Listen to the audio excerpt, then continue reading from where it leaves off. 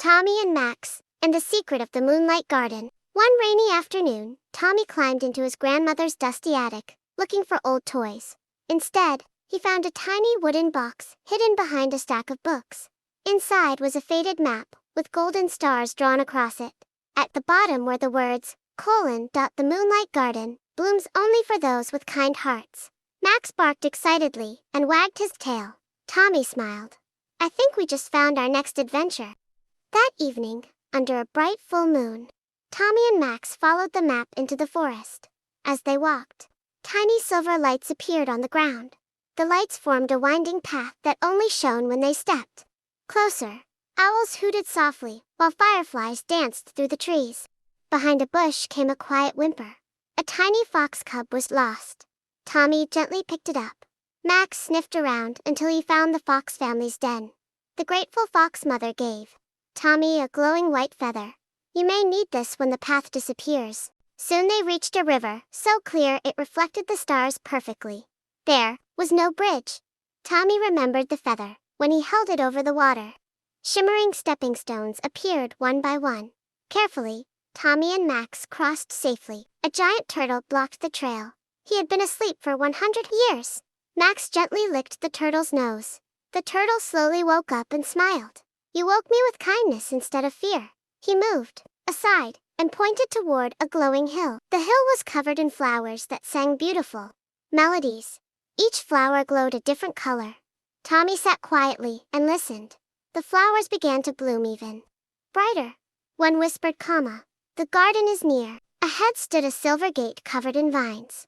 There was no lock, only a message. "Only those who think of others may enter." Tommy thought about everyone he had helped that night. The gate slowly opened by itself. The Moonlight Garden was more beautiful than Tommy had imagined. Flowers sparkled like stars. Butterflies glowed softly. Tiny rabbits hopped through silver grass.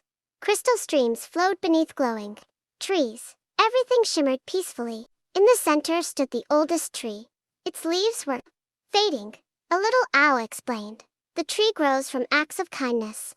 Lately, fewer people have cared for one another." Tommy placed his hand on the trunk.